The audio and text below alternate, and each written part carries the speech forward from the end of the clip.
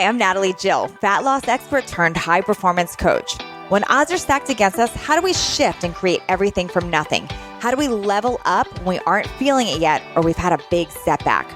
On this podcast, I'll be talking to some of the most inspiring and courageous men and women on this planet who at their worst learned how to achieve success greater than they ever dreamed possible, leveling up and creating everything from nothing. Scott Milnes is a communication expert and founder of the Great Relationship Academy. And he's on a mission to help people achieve the healthy and thriving relationships they've always wanted. But, surprise, surprise, because we're on Leveling Up today, it was not always that way. After a confusing divorce at age 29 and then a crushing breakup 8 years later, never wanting to be in that pain again, can you guys relate? I know many of you listening can relate to this relationship pain. Scott embarked on a vision quest to crack the code.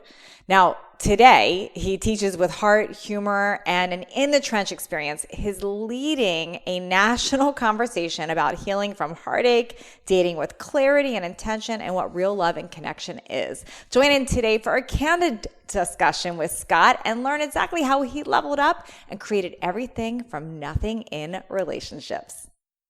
Today, I've got Scott Milnes here, and I'm really excited to dive into this topic today because we're talking about something that we have not talked about before on this podcast. And this is how to find and keep lasting love. This is a big one because that's what Scott helps people do. And thank you so much for being here today, Scott. I have so many questions for you.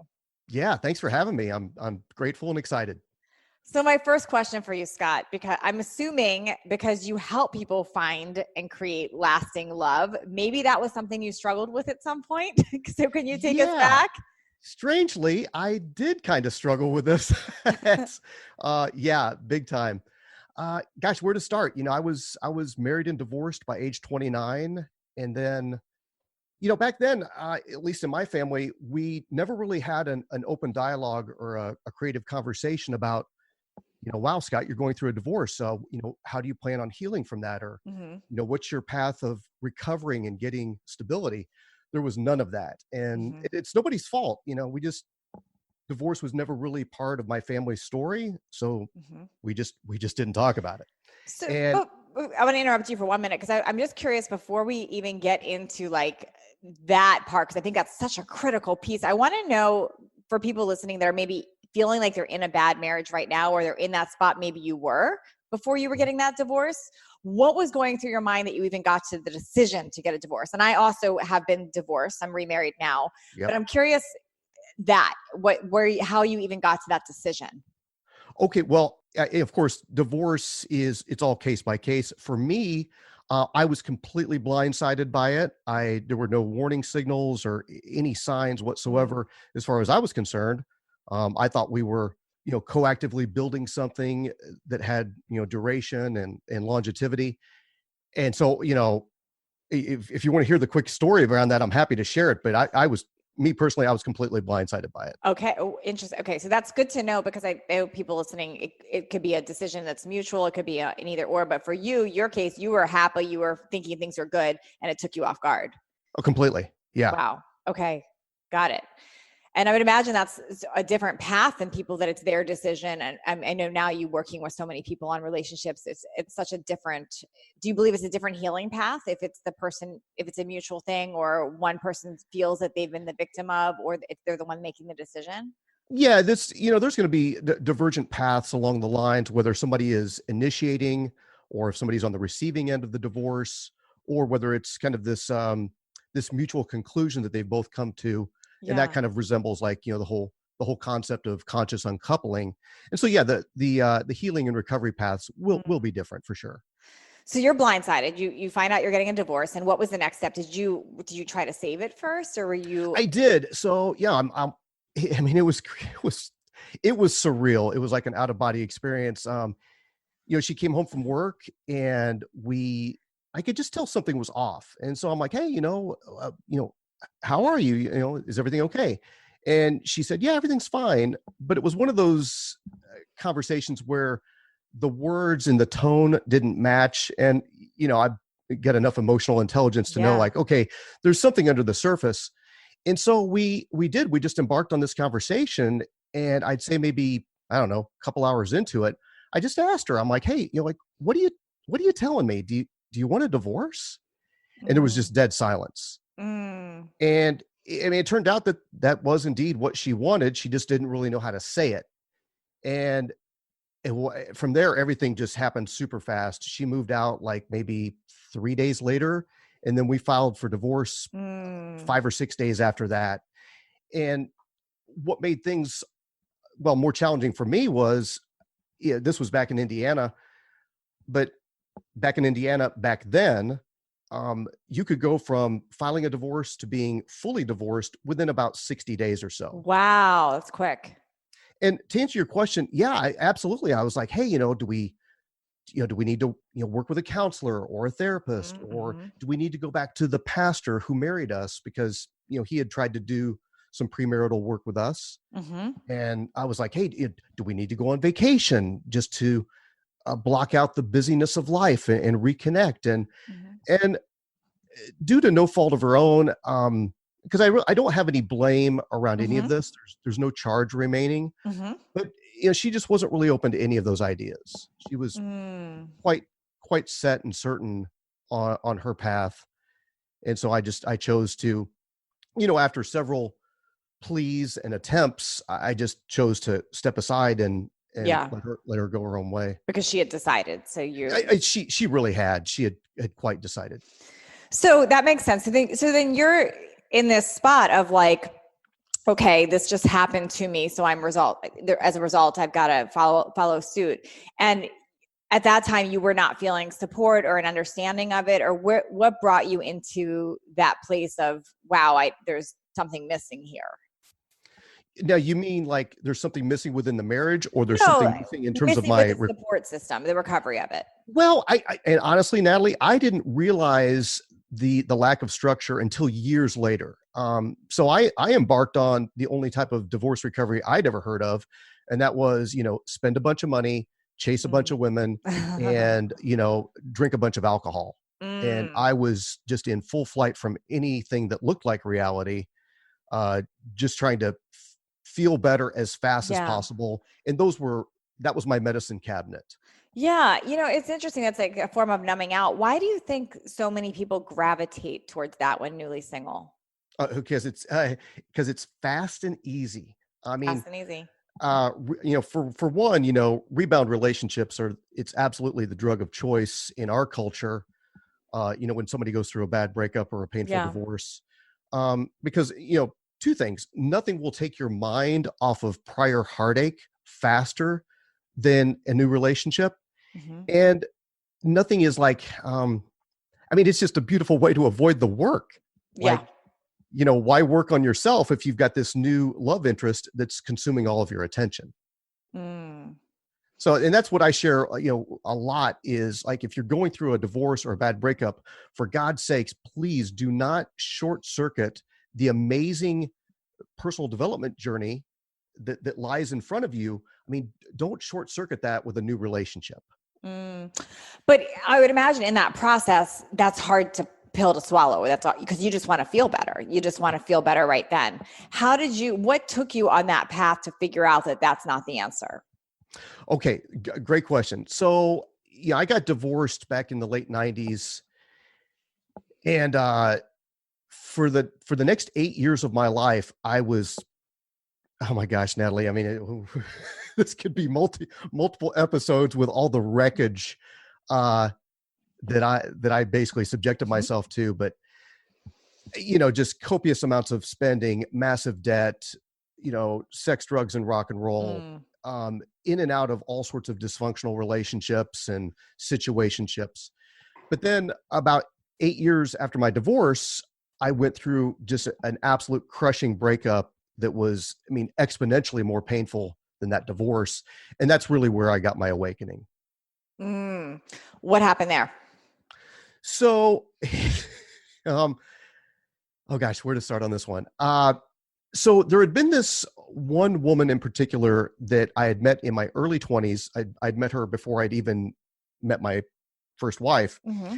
And it was one of those, fire and gasoline, on and off again, hot and cold relationships. And she and I had this relational pattern where we would get together, things would be incredible, then things would shatter, we would break up, we would date other people, and then we would reconnect. And we did this ebb and flow for years. And well, back in 2005, we decided to try it one more time, as many people do. And of course, things were incredible in the beginning. It was euphoric, but it didn't take too long to figure out that we were still the same people, although we had gotten older, but yet we were still operating with that same limited relational skill set. And so, maybe about 8 months into that relationship, things had gotten so bad for me personally that I did one of the hardest things I'd ever done in my life, and that was to break up with her for what I knew would be the last and final time. And what you said, it was one of the hardest things for you. Why do you think that was one of the hardest things for you when you had this knowing that that's not the right thing for you? I think because she and I met when we were in our early 20s, and we had been on again, off again for roughly 15 years. And I think I just had so much hope stacked into this relationship that, oh my gosh, like what a beautiful opportunity. We've met later in life. We can do it this time. Like this time it's gonna work. And it just didn't, and it just couldn't. And so I think for me, I was surrendering like my ego over to my spirit, because the spirit within me knew with total clarity that I could never smash this square peg into a round hole. And again, I wish her all the luck and love in the world, but we just were not a good fit. So this is interesting, Scott, because I think so many people, I know there's so many people listening that can relate to that. Like they have a knowing that the relationship they're chasing or that they're in is not the right one. Yeah. But they are scared to make that change. Why? What do you think that is? Because it's very common. It's very common. And how do people figure out, is this an actual knowing? Is this my truth that I need to be out of this? Or do I need to work on this? Like, how do you figure that out? Because there's so much pull either way that like you should work on things and save it at all cost, or any guidance on that? Yeah, I think a couple things are coming to mind. First of all, like I frequently talk about what I call the 3 A's. Okay. And it's abuse, adultery, and addiction. Okay. And if either, or heaven forbid, if more than one of those are in play simultaneously, you've got some real problems. I mean, those are huge red flags that you really need to bring in some professional help and get some momentum around. I guess what I'm trying to say is those are not to be taken lightly.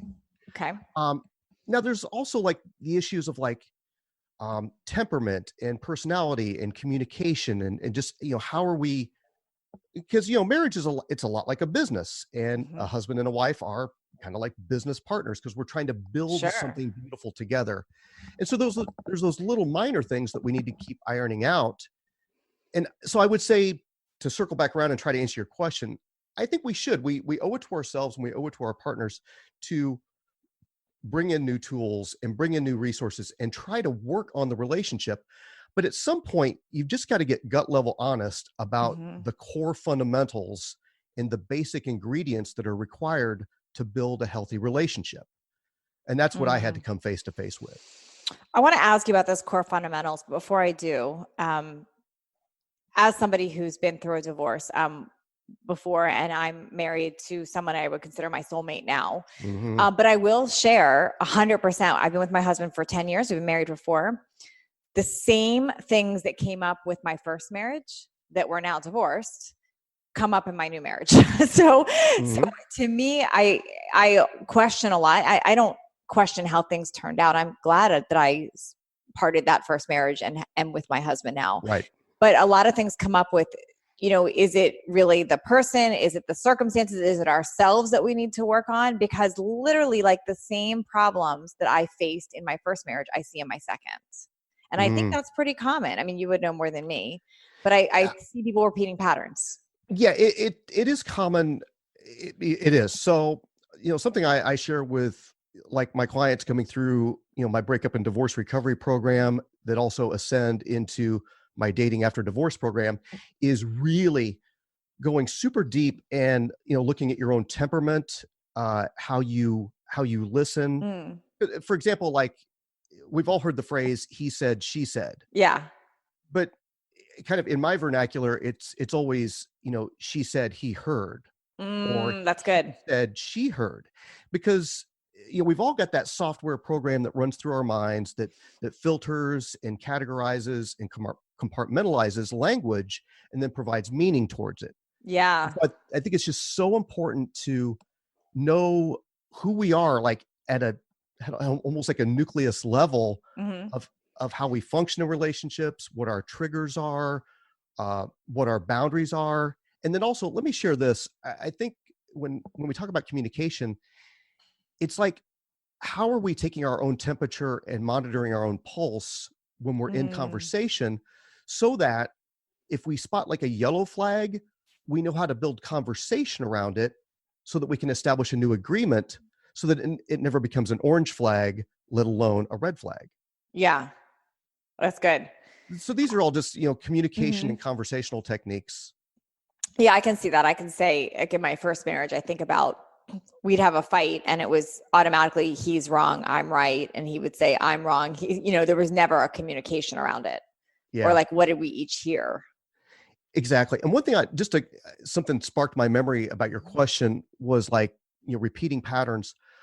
One thing I talk a lot about is our type. And I know for me, like, because when I was given the gift of my spiritual journey, I was 37 years old at the time. And a big part of the work I did was just a massive relationship inventory on all of the key romantic relationships that I'd had over the course of my life this far. And one thing I had to get really honest with was the type, like physically and also spiritually and emotionally, the type of woman that I historically pursued and what kind of results I was getting.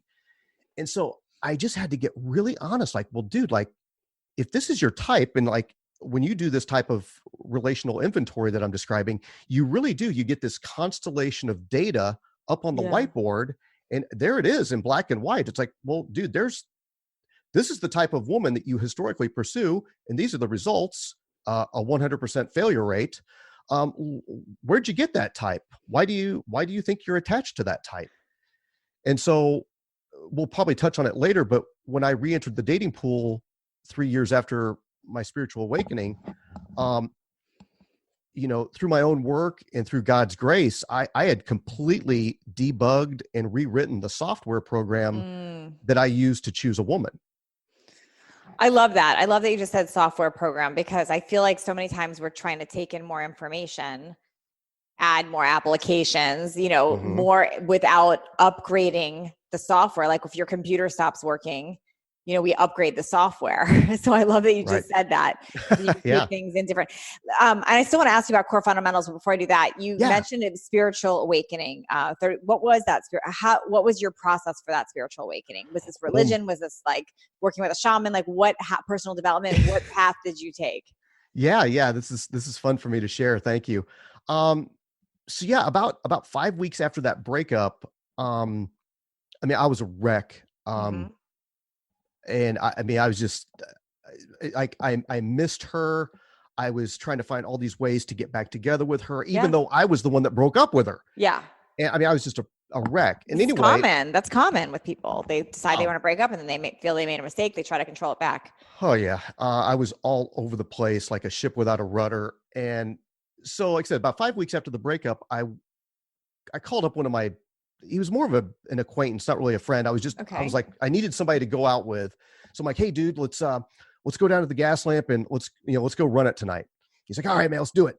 So we're down in the gas lamp, and, we're having a drink here, pay the tab, go to the next place, pay the tab, go to the next place. We're doing this big bar crawl. Yeah. And, all the while, like, hey man, check out those ladies, and hey, oh my gosh, she's gorgeous, and blah, blah, blah. And we're chatting with these ladies and this and that. And, I remember we were at this one club, and I don't know, it was just a little after midnight, and I was out on the dance floor, and I'm dancing with this girl, and I have no idea anything about her. Okay. All I know is she's cute, and we're out there dancing, and the music is just pounding. I can't even hear myself think, let alone try to talk to her. Mm-hmm. And so the song's over. I excuse myself. I walk away and I go back to the bar where I've got like a half a drink left. Mm-hmm. Mm-hmm. And I just sat there, and I remember like this was like 5 minutes. I remember like this was 5 minutes ago, but it was September 17th at 12:32 in the morning. Mm-hmm. And I just hit bottom. Mm. And I was just like, oh my God, it's just, I'm just getting really emotional right now. Just, it's been a while since I've talked about it. But I hit bottom, and I'm like, God, dude, this is your life. Like, Mm. you're 37, you're divorced, you've got a string of failed relationships strung behind you. And here you are, it's after midnight, and you're dancing with strangers looking for Mm-hmm. love. Like, has this ever worked for you? And Mm. in that moment, I literally did. I felt the presence, and I heard the voice of a loving God that said, Scott, I've got a will and a plan and a purpose for your life. It doesn't involve any of this. I need you to put that drink down and walk out of this bar immediately. Gosh, you know what, Scott? I just got chills because I can't tell you how many people I've interviewed on this podcast that have shared a very similar story about when they were in their rock bottom perceived moment, they surrendered and asked for help. And whether it was a God or the universe or whatever they interpret, they heard that. And it's so funny. Yep. I literally have the word surrender tattooed on my arm. I because love that. I've had that same experience. So, and it's to remind me to ask for help, because when we don't ask for it, I personally believe in something greater than us. Absolutely. So, I've literally done 180 interviews. I don't think I've done one interview that somebody didn't bring this up. It's amazing. Awesome. That's whether fantastic. It was on the interview or offline. So there is something to asking for help outside of yourself. I believe that. Yeah, and then just to go back to what you shared, I mean, that word surrender, just like let go. Of having to control it all. Yeah, well, because I mean, clearly the data proved that I had no answers. Like my best thinking had got me to that situation. So I was extremely willing to try other methods. Absolutely. So good. And I would challenge, listeners, if you're not religious, if you don't have to necessarily be religious, but try just asking that question, even to your subconscious, to ask like, what do I need help? What do I do? Exactly. It's, and I appreciate that as well. Like if someone's like spiritual, if they believe in a higher power, whatever they choose to call that higher power, I try not to get too caught up in labels. I think we as humans, we have to find our own path and choose our own labels and go from there. But the idea is just we're human. It's impossible. We can't have all the answers. Yeah. We need to tap into something bigger than us and get those downloads. Totally true. So you had this awakening, you heard this voice, whatever that was to you, that there's something greater for you. I recently interviewed Gabby Bernstein on here. She said the exact same thing. She was she had a drug problem, and Gabby Bernstein's a huge presence online now, lots of books, but she said the same thing. She literally surrendered, asked for help, and she got that same download: get sober, leave, and there's something bigger for you. Yep. So I love that you just said that. So you have that awakening, and what was next? What was the next step? Yeah. So the next morning, I mean, the equipping process began immediately for me. The next morning, I reached out to a good friend of mine, like a brother, and I described to him what had happened. And he had been following me, like we'd been in constant communication since the breakup. And matter of fact, he really helped me. Okay, that's a whole other story, but he was the reason I was strong enough in the moment to perform that breakup. Okay. Because the tractor beam of that relationship, the level of codependence and addiction, on a personal level, it was so huge that, I mean, had it not been for him, I wouldn't have been strong enough to even break up with her. Wow. Let alone get this deep in. Okay. Anyway, the next day I reached out to him. I said, dude, here's what happened. I'm almost, I feel like it's an out of body experience. What should I do next? And he's like, man, he's like, you should go to a meeting. And I knew exactly what he was talking about, because he had been sober for almost 7 years at that point. And I was so willing. I'm like, done. I'll go. I will go to a As meeting. in an AA meeting? Absolutely. Okay. And so I think for me, I never believed that I was an alcoholic, but I knew that alcohol was definitely a gateway for me Sure. into dysfunctional relationships. Interesting. I would never like drink for the sake of drinking. I would always Mhm. drink in these social environments to get Sure. comfortable and be social. But then that those always led to very poor choices and bad decisions Yeah, that led me into the wrong relationships. totally. So I went to my first meeting like 4 days later. I did what's called 90 and 90, which is 90 meetings in 90 days. Okay. I found a sponsor and I started doing the work. And Mm. what I would share to listeners is, if you think you've got a roadblock, whether that's um, alcohol, spending, debt, food, whatever you think that roadblock is, there's help out there for you. And I Mhm. would just encourage people to disengage from any preconceived notions and just show up Yeah. and just see like, okay, well, now all of a sudden I'm in an environment of people that are moving forward because they're not being held back by Yeah. their roadblock. I love that. I have a friend that has really felt saved by AA. And one thing he shared to me, he said a lot of people get stuck on why they drink or why they do marijuana or why they do the Mm-hmm. whatever the outlet is. And he said, if you ever want to know why you do it, just stop doing it. And whatever comes Yeah. up for you that you feel that's why you do it, and then do the work. Do the work. Amen.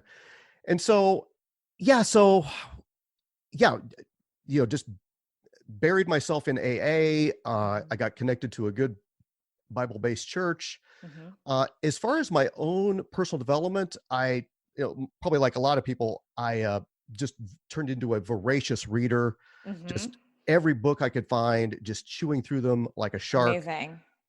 Every workshop, seminar, and sermon that I could find on, what is healthy love? What is it not? How do I Yeah. tell the difference? And then also went back to school, started working towards my degree on psychology, just taking every class that I could find that I thought might help me and then might eventually help me help others. So what's interesting to me is I'm assuming it's not that you lost the temptation for alcohol or for women or for whatever the thing is, but you had a bigger vision now that you had made this decision and commitment to yourself.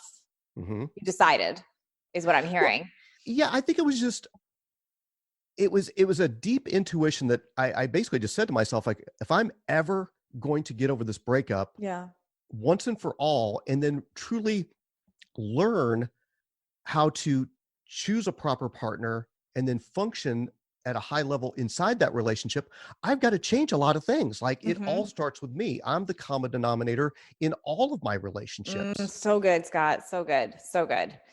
This is great. So when did it come to you now? So you're working on yourself. When did it now come to you that, hey, this is my calling to help others find love and heal themselves there? Like, did you have to find that first, or did you decide that part first? Did you have the vision first, or did you the relationship first? I think that's a great question. Thank you. For me, it was just, I wanted to become healthy and whole myself. Mm-hmm. And then it just evolved. What was really cool, at the church I belonged to at the time, they had this ministry. It was called the Care and Concern Ministry.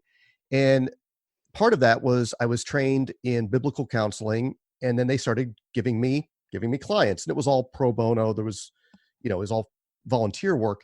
But what was crazy was they kept giving me quote unquote clients who were all going through gnarly breakups and full blown divorce. And I mean, they were just in this, literally they were just coming out of the same heartbreak that I had just come out of. And like, okay, this is too weird.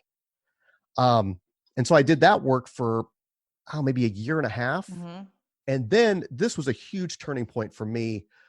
I remember it was kind of like I'm trying to remember, we had like a meeting at the church for our ministry. And then, and then a woman from the divorce recovery ministry came to visit our ministry. And she's like, hey, I'm running this thing. It's divorce recovery ministry. and we need help. And I was like, are you kidding me? Like, you have a full ministry devoted to heartbreak, Yeah. and you're looking for help. And I literally couldn't jump out of my seat fast enough.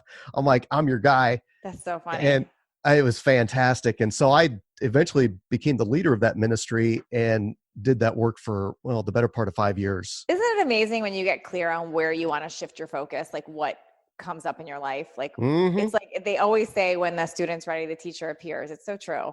Every time. Yeah. And so, yeah, that was an amazing part of the journey. So grateful for that experience. And well, in fact, it catalyzed and catapulted me into my career now. That's amazing. That's amazing. So did you know that this would be your career though? Like, what was that inkling? Or was that like a dream of yours? Like, I'm always curious, like, how did people get into their calling? Like, where did that come from? Yeah, I think that's a good question. I think early on the seed was planted because, like I said, I'm going back to school. I'm reading all these books and classes and workshops. And I knew I wasn't going to I knew instinctively it wasn't all for me. Like, hey, I'm just going to fill my mind with all this great information and, thank you. Have a nice day. I always knew that I was going to carry the message somewhere, somehow. And I think it just snowballed. And then it just became abundantly obvious. Like, dude, this is your calling. Like you're really good at this. Yeah. You have a gift for it. And then more and more people just kind of step forward like, hey, I heard you help people with this. I'd like to learn more. And it just snowballed. Gosh, that's so powerful. Cause I think so many people get so stuck on like, what is my calling? What am I going to do? But like, you literally just were searching and fixing yourself and being open with your declaration and what you were doing, and you attracted it. Yeah. It's totally a God thing, how it all just came together and snapped into focus. And I mean, it's a blessing beyond words. Yeah, that's wild. Okay, so back to that first thing you brought up a while ago, and I got completely off track here. Those core fundamentals.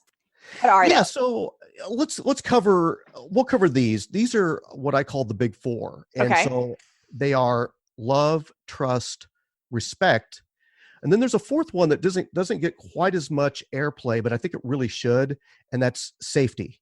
I think that's a critical one. It's critical. And like I said, it just doesn't get as much airtime as I think it should. Your relationships have to be safe, safe to be yourself, safe to be vulnerable, safe to be imperfect. And we'll talk more about it later, I'm sure. But, I've been with my wife now for almost 11 years. We've been married almost 9. And when I was in the dating phase, when I was looking for a woman like her, I just put a high value on love, trust, respect, and safety. I would concur. I'll say in my relationship with my husband, those 4 things are really present and big. And if any of those ever feel rattled, that's what creates the tension or stress. 100%. It's almost like 4 legs on a table. You have to have them. They're not optional. It's not a luxury. They are fundamental. You have to have them and not just in small quantities or some diluted amount. I mean, they have to be strong. They are pillars that support your relationship. So how does one figure out if these things are intact? So a couple of answers are coming to mind. The first one that immediately jumps up is I think they come into focus when you engage in a proper courtship. So something I talk a lot about in my dating after divorce program is pacing. And so a lot of people, and I get it. I mean, it's like you meet somebody and there's that attraction, there's that spark, and things accelerate. Well, we all know the faster you go, the more you miss. Whether you're taking a country drive, out to Julian. I mean, if you do that drive at 200 miles an hour, you're not going to see anything. But if you chill and if you just go the speed limit, you can be like, oh man, check out those trees. Oh, wow, that's beautiful. Oh, well, hey, let's pull over here. And, it's more of an adventure and a process. Yeah. But I think a lot of people, they get into these very accelerated courtships and then they get in too deep, too fast. They've already made commitments, et cetera. And then they start to learn who they're dating. Yeah. Or they start to learn who they're living with, or they start to learn who they're married to. And one thing I just try to really teach on is just like, you want to collect all that data before you go too deep. Gosh, that's so fun. You know what? You're so right too, because I'm guilty of this with my first marriage. I Me saw the too. Oh yeah. vision of what I thought I wanted it to be before I saw him. So, Mm-hmm. and when it wasn't matching my vision, I was in torment. So I think people like, they want to get married, or they want the wedding, or they want the ideal. They think the idea of it versus like, I'm going to get to know this person and fall in love with them. Oh God, I want to echo what you just said. They fall in love with the idea of it versus the Yes. reality of the work required. Yes. And again, I need to pause here as well. Like everything that I'm sharing today, I've made the opposite mistake more times than I care to admit. Like this, my mission, my programs, it's all based on like how I learned how to do it right, but it's Yeah. equally based on all the ways I screwed it up and Yeah. all my personal wreckage. Yeah, no, I get it. And I think that's why your stuff works, because you've walked through it. Mm-hmm. If you were a single guy in the party scene right now, I don't know that we would take to your programs. So, Right. Yeah. It's you've walked through it, and that's what makes it so powerful. So Well, thank love, you. truck, respect, and safety. Those are the big four pillars, I would imagine, that are the Mm-hmm. method to a successful relationship and marriage. What are the things that are the wrong things that people are focusing on that they shouldn't be? Well, okay, so let's talk about this. I think a lot of people okay, so let's back up a little bit. So there's this one thing that I'll share with you, and it's attraction, personality, and temperament. And so a Okay. lot of people, like when they're in the dating phase, they'll focus, and again, I'm guilty of this as well, but they'll focus almost 100% on attraction. And we know who we're attracted to instantly. It's biological. It's also based largely on our type, our attachment styles, etc. But we make that conclusion pretty doggone fast. Mm-hmm. Within a matter of seconds, we're like, yeah, attracted to that person. Check. We've checked that box. Yeah. Next, we'll go out to coffee, or maybe grab a drink, or grab lunch, and then we start to discover their personality. Mm-hmm. And that's like, oh wow, oh my gosh, we laugh at the same things, we share the same hobbies, we're both extroverts. It's personality based. But it's an initial personality. It's an impression personality. It's not actually the person. It's like who they're trying to be for that date, don't you think? 100%. And so the third layer is temperament, Okay. and that takes longer to bear out. We really need to walk with a person through a variety of seasons of life and see, oh, okay, well, this is how they respond when everything's going well for them. And okay, Mm. this is how they respond when they're going through a storm or a trial. We need to vet that out, and really focus on the temperament. And that was something that when when I did my own work before I re-entered the Mm-hmm. dating pool, was I got really clear on what I was gonna look for and what I was gonna run from. Oh, And that's good. I share this a lot. I'm like, I don't care how hot, successful, handsome, connected a person is. That doesn't matter. I want to know what's their heart. Yeah. So What powerful. what's their heart? And unfortunately, Natalie, we live in this culture where we want it now. We want it yesterday. It's the microwave culture where, we just like, if it takes 5 minutes, that's too long. Yeah. We're very impatient. But when we're going about the very real business of choosing a life partner, we need patience. Yeah. We need discernment and discretion. It's because, like, again, we're not buying a car. If you buy the wrong car, you just sell it or trade Yeah. it back in. We're going about the business of choosing a life partner. It's a big deal. Yeah, it is. I've got some kind of burning buckets of questions that I want to ask, because I'm just thinking ahead to listeners and what they're walking through. So question one would be the bucket of person who has feeling like that there is no one for them. Like, there's no good men, there's no good women. I'm just not meant to be in a relationship. Love is hard. They have a whole story around that. What would Mhm. advice, if you're going to give them like kind of some quick things to start changing their thought process there? What would you advise that bucket of person? Okay. So what I would first say is fall in love with yourself. And I know, I hope that doesn't sound cliche, and maybe it sounds corny, but it's true, because the deeper and more connected the relationship you have with yourself is, you're just going to become a magnet. One thing I did in my relational journey, because like I was single, celibate, and sober for almost 3 years before I re-entered the dating pool, and I had gotten myself to a position where I still wanted a relationship. I still wanted a relationship, but I didn't need one. Yeah. And That's powerful. I had built this satisfyingly healthy life, like my career, my friends, my social connections, my health, my health and wellness and my fitness was just all like, I was doing great. So I'm like, yeah, I want a relationship, but I'm not desperate for one. And I'm willing to be very patient, and I'd much rather, and I know this is hard to talk about, but I know I'd much rather be single forever than Yeah. be in the throes of a dysfunctional relationship. And so I was very committed to that path. I'm like, I've built this healthy, awesome life for Mhm. myself. I'm going to be very selective about who I invite into it. Now, Scott, I'm certainly not a therapist, and I'm certainly not a love coach or any of the credentials you have around this. But in my observation, a lot of my experience of people that are looking for love is they're so focused on lack, on what they don't have. Like, Mm-hmm. I'm missing this. There's no good men. Like they're so on that lack that they're doing the opposite of being focused on loving themselves. That's my Yep. experience. No, And I think we attract more of what we're focused on. Amen.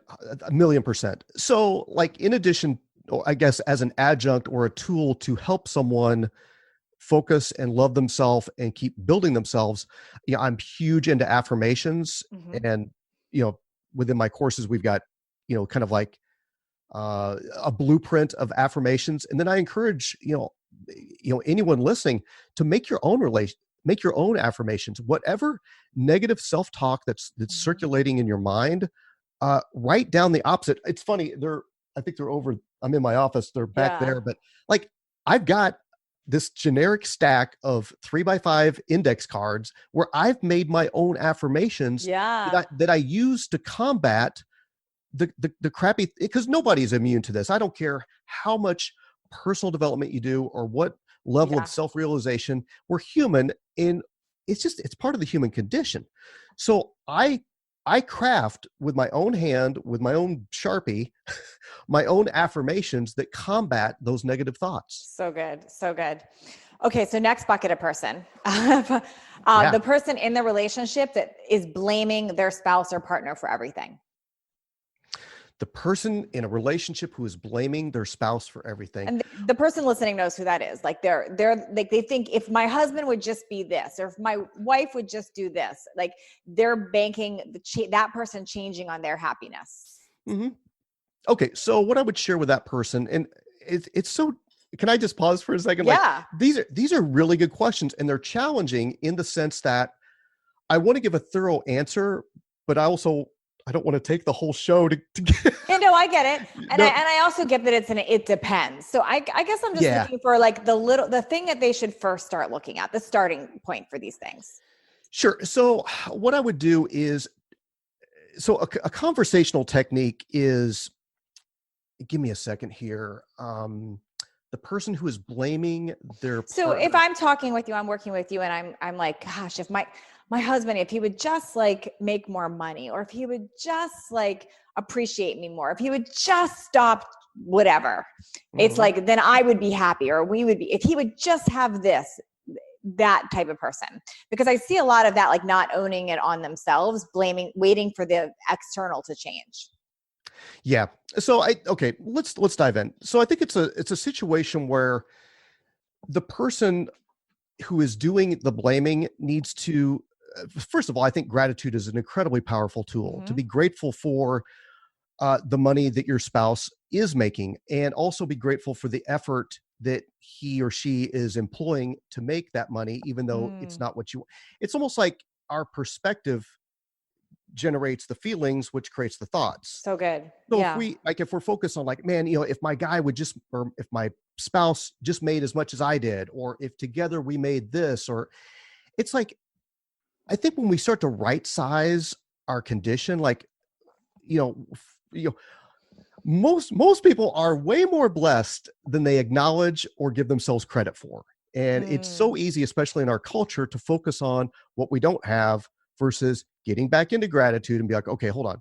so I'm good. blessed beyond measure. Like, So good. let's let's let's have a conversation with the ego and get this thing right sized and keep the main things the main things. So I think that's an internal process that somebody could go through to kind of calm and soothe their own self talk, Mhm. so that they're not catastrophizing or making something small much bigger than it has to be. I love that. And I'll tell you, my husband and I, we've been together 10 years. We almost got a divorce a couple years ago. And the reason we didn't is that shift. We were so focused on making the other wrong all the Hmm. time. Like, you could have asked him at any given moment, he would give you a list of complaints about me. You could have asked me, I would have given you a list of complaints about Right. him. As soon as we shifted to what we loved about each other and the gratitude within it, our whole relationship changed. Yeah, and I love that you shared that. It's a mindset thing, and I go through this with my wife because, well, you know what? My wife is not perfect, and my wife is just not like she's not just like me, thank God. But there are times when we'll be having like an interpersonal like a conversation, and I'll catch my that little voice in my head that's like, man, you know, she's not doing it the way I would do it, and it's all that egoic Yeah. mind structure. One thing that was shared with me years ago, because my wife and I, we did a form of like pre-engagement counseling, Hmm. and it was a great experience. But one thing that the guy shared with me, and I never forgot it, and I share it quite often as well, is he's like, Scott, you realize that if she was more like you, you wouldn't have no problems. You, you'd have different problems. Yeah, whole new set. Whole new set. And I was like, I was speechless. I'm like, oh my gosh. And so I remind myself of that all the freaking time, Yeah. that my wife has superpowers Mhm. that I can't even touch. And I have superpowers that she can't touch. And Yeah. that's why together we make such a beautiful partnership and a So, team. And I just have to check myself and be like, dude, she's not like you. so And that's a good. good thing. So gosh, I hope, I mean, just even with our little banter in here, I hope people are noticing a theme that, like, there is no perfect relationship. It's Mm-mm. always going to be work and perspective. It's always like, how are you looking at it and how are you working on it? Yeah. And just one thing I also wanted to share is, I think for those who are in a relationship currently, you've just got to keep gently working on your verbal and emotional fluency of asking for what you want. Hmm. Um, so here's a technique that my wife and I use Okay. is, instead of complaining about what we're not seeing, we reaffirm what we want to see. Ooh, So here's a fun example. So one of my wife's key love language is acts of service. mine too. And it's not a language that I speak fluently, although I've gotten much better at it. Yeah. And so sometimes I'll get, because I work from home, and uh, I get busy, or I get distracted, and Uh-huh. she'll come home and there'll be dishes in the sink, which it's Uh-huh. so funny. When she comes home, it's like the first place she goes and it's the first Mhm. thing she looks at. And Yeah. if the sink is clean, she's like, ah. And if it's not, and if it's not So clean, simple. yeah. And so what she'll do is, instead of complaining about the dishes, she'll say, honey, I really love it when I come home and the place is tidy and the dishes are done. Mm. And those words wash over my heart in such a healthy way that I don't get defensive. I don't get reflexive. I'm just like, wow, Yeah. my sweet, loving wife is just reminding me of what she needs. So good. So good. Yeah, it's a blessing. So good. I love that. What, it's funny that you just said that, because my husband and I love to speak into vision, like what you said about like what you want for things. So we'll talk Hmm. about like our, like as if it's happened, like it's 3 years from now and this is what's happening. And Yeah. we started not just talking about our vision, but what we saw with the other person, how they're supporting us. So it's almost like what you're saying. And I said to Brooks, and he started laughing. We were doing one of those exercises, and I said, my husband makes the bed every day. And he started laughing. But what was funny about it is he never even occurred to him that that's something that would make me feel supported. But I'm an active Right. service person too. So Mm-hmm. I think there is a lack of communication with couples and saying what they actually need. Instead, we just build up what we're resentful for, and then we blow up on them. But we never Yep. told them what we needed. We never told them what we needed. We never, and it's because it's scary. It's vulnerable to put it out there and ask for what you need. Yeah. Even though it might be this very innocent or innocuous request, we just, well, I think a lot of people, they just assume that our partners are incredible mind readers and they should just know and they should just do it. And that's not reality. It's not reality. And our one love language is not the same for us as it is for our spouse necessarily. Oh gosh, it's not. It's hilarious. One thing I want to speak about that is, and by the way, I love Dr. Gary Chapman, big fan of the 5 love languages. Yep. But one thing that I like to share with people is there's actually dozens of love languages. And when you really kind of start to sit with some exercises, you can see like it's not just those 5, although I think those 5 are incredible. It's a very powerful and effective tool, but we can start to also get into like the submodalities and these nuanced love languages that are very specialized. And when we start learning through self-awareness what those are, and then articulating those to our partner, oh my goodness, magic starts to happen. So good. I want to know, what are those 12? Do you know them off the top of your head? I'm just using dozens as an example. Oh, dozens as an example. Got it. Yeah, Okay. because they're typically different. Well, they're invariably they're almost always different for each person in each couple. Yeah, that's really good. Gosh, I could ask you so many. I feel like I'm asking you a million questions here. I have one final question before I ask where people can find you and learn about your programs and more. Okay. But this is a question I've always asked every guest, but I'm going to tweak it a little bit for yours. I usually ask if someone's in their own personal rock bottom and they want to shift out of it, what's some advice you would give for them to shift and create everything from nothing? But with you, I want to specifically ask if someone is going through a breakup or a divorce and they feel like they are in their rock bottom. If you were to give them a few steps right now to start shifting out of that and stepping into something new, what would you tell them? Yeah. So I would tell them 4 things, Okay. if I may. One is, don't make any big moves. Don't like, for example, like don't move to a new city, don't move to a new town. Don't just sit with it. Like now is not the time for big moves. Who knows? Maybe a career change is in your future. I'd be careful about that right now. I would seek stability in as many places you can. So just no big moves. Wait, before you go on with number 2 and 3, I was about to ask you why. And then my head started going because I went through a big breakup. I moved from DC to San Diego, did exactly that. And I thought that was great, but I met my husband that I'm now divorced from and was married within 3 months. So maybe that's why you mean that. It is. That's funny. It's a version of an outside solution to an inside problem. And that's something I just try to keep all my students really conscious of is we need to sit in this thing long enough for it to do its work. Okay.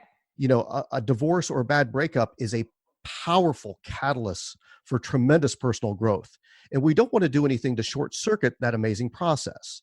And again, these all kind of fall into outside solutions to inside problems. And we just want to be really careful with that. That makes sense because moving or avoid is just another way of avoiding and numbing out, not feeling.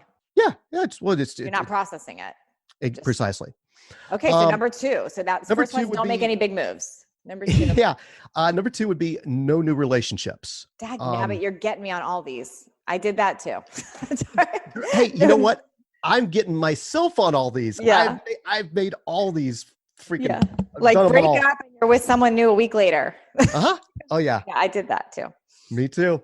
Just no new relationships. Okay. I think when you're going through a divorce or a bad breakup, that's a season. You just really need to embrace a season of singlehood and really just reaffirm the relationship with yourself. Do some deep work. very strong relational inventory, find out what your patterns and habits are, Okay. do all that work before you dive in to a new relationship. It's just going to increase your odds of success if you take that journey. Got it. No big moves, no new relationships. I would also, number 3 would be no big purchases. Especially in our culture, I think retail therapy is another powerful drug Oh, of yeah. choice. I know this is hilarious, but when I went through my divorce, it was 13 days exactly after the divorce, and I went out and bought a motorcycle. Yep. And it was so funny. I bought that bike, and I rode it around, and I'm like, this really is, it's not doing it for me. It's not enough. I want something bigger, better, faster. And I think I had that bike for 2 weeks and then traded it in and bought another motorcycle. So my point is, here I am 30 days out of my divorce, and I bought 2 motorcycles. Yeah. And it's a powerful distraction. And it's that temporary dopamine hit. It's another outside solution to an inside problem. All right. What's number 4, Scott? Number 4 is don't go it alone. Let your need be known. Start building a support system, a pit crew, if you will. Work with somebody who has successfully navigated a divorce, and can show you the fastest and easiest way out. I love that. This has been really, really insightful, Scott. Where tell us about your programs. Where can people find you? Where do they start with you if they want to learn more? Yeah, thank you. So you can find me easily enough at thegreatrelationshipacademy.com. Okay.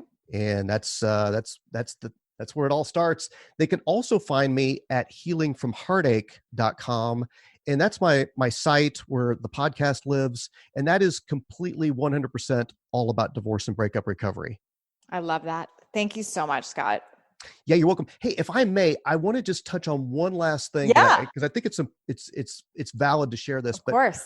I frequently talk about hitting the reset button on different areas of your life. And earlier on in our chat today, we talked about my journey into sobriety. And for me personally, and I know this is different for everybody, but I embraced a season of sobriety. So I was sober and participating in AA and really tapping into that amazing resource, which I would encourage pretty much anybody to investigate it. But I did that for about 2.5 years. That was my season. And I remember I spoke with my sponsor. I said, dude, I don't, I really never thought I was an alcoholic, but I needed this program on an emotional level to really help me get through that breakup, because I never could have got through that breakup if I was still partying on the weekends. And he looked at me, he's like, Scott, I always knew you weren't an alcoholic. And I went, really? You knew this whole time? He's like, dude, I wasn't going to say anything because you were doing so well. You were embracing the program. You were doing the work. You were growing like crazy. The last thing I was going to do was interrupt that by labeling you. And That's amazing. I'm still really good friends with him today.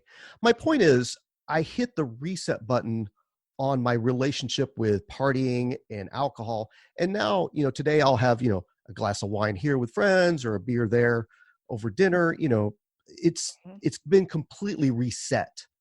As I accomplished also with my season of celibacy, my season of singlehood.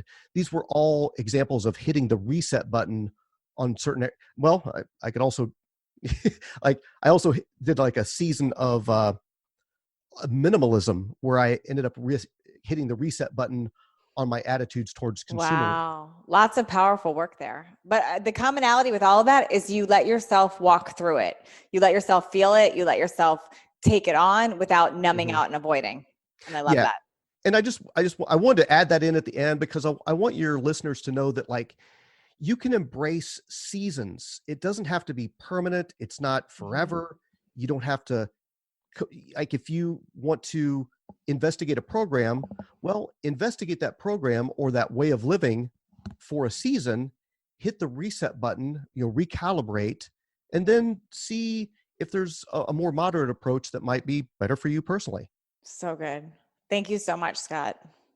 Thank you, Natalie. This was fantastic. Thank you. Thanks for leveling up with us today. Please share this episode if you found it helpful so others can join in. And don't forget to hit that subscribe so you don't miss out on future shows. And if you would leave me a 5-star review, I appreciate those so much. I read all of them, and it's how I know that I'm giving you information that you find valuable. And come interact with me over on Instagram at NatalieJillFit. I read all the direct messages and comments over there. Make it a great day, creating everything from nothing.